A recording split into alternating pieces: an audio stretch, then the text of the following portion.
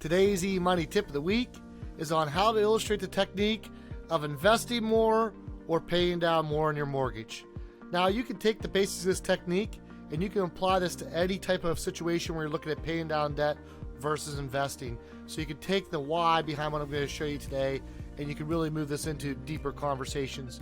And it also is really important to say this is a hot button issue and there's a lot of different viewpoints on this.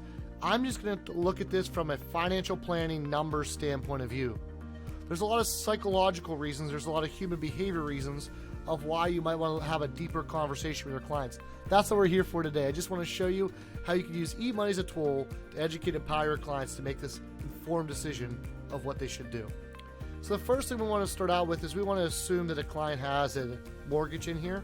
So you'll see right here we do have a client that has a house, and we have a client in this situation that has a mortgage. So I'm going to show you how to do that, but the other thing that's really important, and I think this gets lost a lot of times, is this client spending their year-end cash flow or not? So when we come and look at this particular client and why this conversation and the sample client's important to have, is we have discovered that they have a certain amount of money that they're not spending. So we go under total expenses, I'm under the cash flow report here, and we'll go under living expenses, and what you can see is there's a year-end cash amount here of about $51,000. What that means is when the client has given me all their expenses and all their planned savings, there's still $51,000.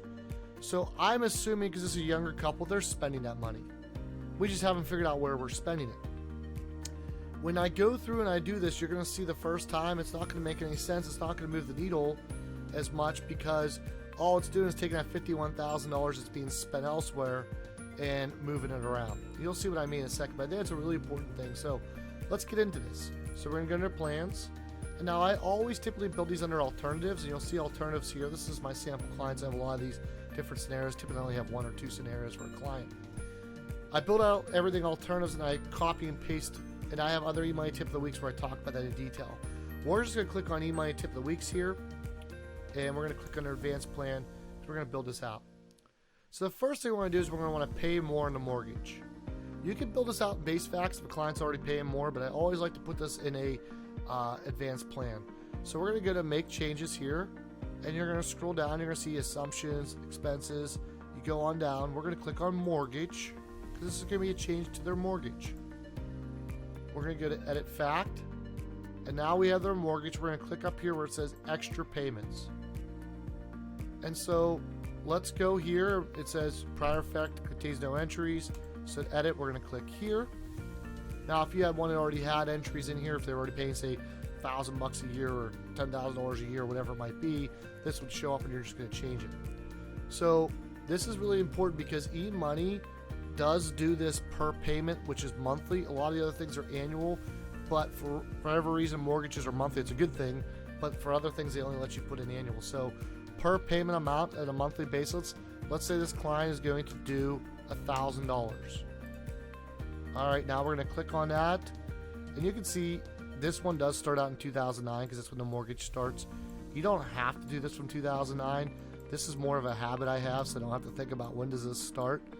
But we're going to go ahead and we're going to pay this out, plan this out going forward.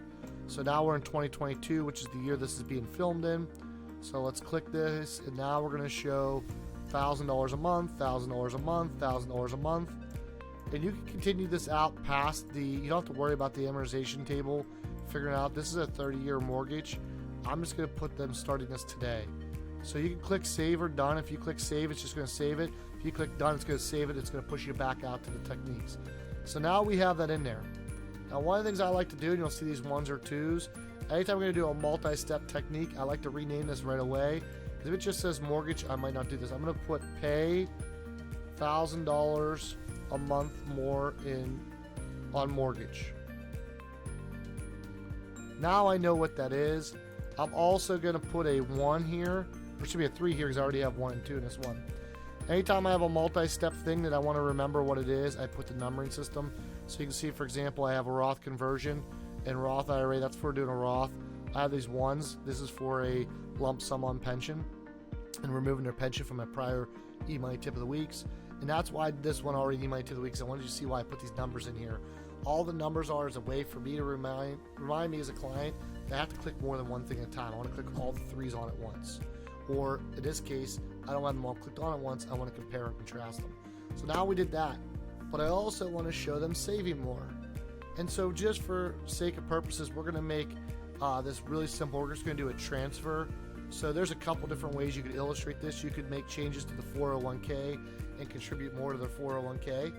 And that might be something you want to do, but just for the easy part of this illustration, I'm going to go add new, and we're going to go to a transfer. And we're going to say invest $1,000 a month.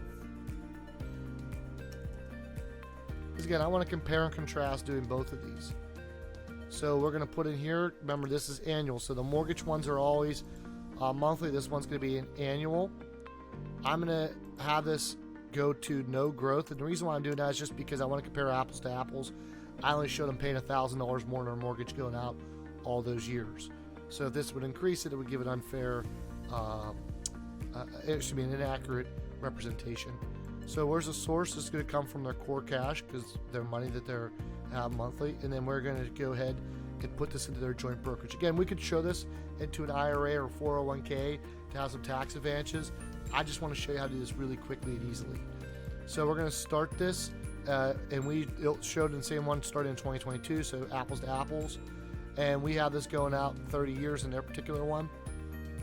And you can make these try to tee up, but we're going to put this to 65. And you can get really granular with this. I'm showing you quickly. You can go to cash flow report and make sure this does show an apples to apples comparison, so they're not investing more money at a later point in time. So we have that in there. We're going to go ahead and we're going to click save in here. The one thing I didn't do that I'm going to make sure I do put in here is we're going to put that 3. Because remember, I want to have this, and now we're going to hit save again. And now I can hit done. So now we have the pay 1,000, we have this one.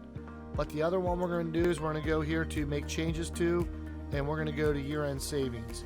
Again, remember I talked about this to show this true apples to apples. We're going to take this to save, and we're going to hit done on here. And I'm going to go to rename, and I'm going to go here to saving assumption. I'm going to put a 3 so that I remember that this is all involved in that. So now I can come in and I can illustrate to a client, and I can go into Decision Center, and when we're illustrating this, we really like to show this, does this move the needle or not? So we always want to start out there. We can get granular into cash flows. Does this make sense? So we come in here, we go to Decision Center. You can also go down the scenario and click there. It's a faster way to do it, but I'm always trying to show multiple ways when I do these. We come down here, we're going to go to eMoney Tip of the Week. I like to set it up here to Monte Carlo. We're going to go to Monte Carlo Summary. And now we're going to say, this is our base scenario. So our base scenario, because we want to turn on the savings assumption. We're going to show this in the illustration. We want to have it on. And you can see you're 97%. What if you were to pay $1,000 a month on your mortgage? Well, that one is going to be 97%. And what if we do $1,000 a month into an investment account? And that one's not gonna. That one is gonna move the needle a little bit. So in this particular client, it makes sense to invest more as opposed to paying down on their debt. Now, granted, we have $50,000 we can work with here. We can make this higher than $1,000. You can really illustrate this out a lot more. We hope this tip helped educate and empower you to do more plans for your clients so that you can impact more lives through financial planning. If you have some great tips we don't know about, we'd love to hear about them. If you have a better way of doing what we just showed you, we'd love to hear about that, because we are a noble profession, and together we can elevate the profession.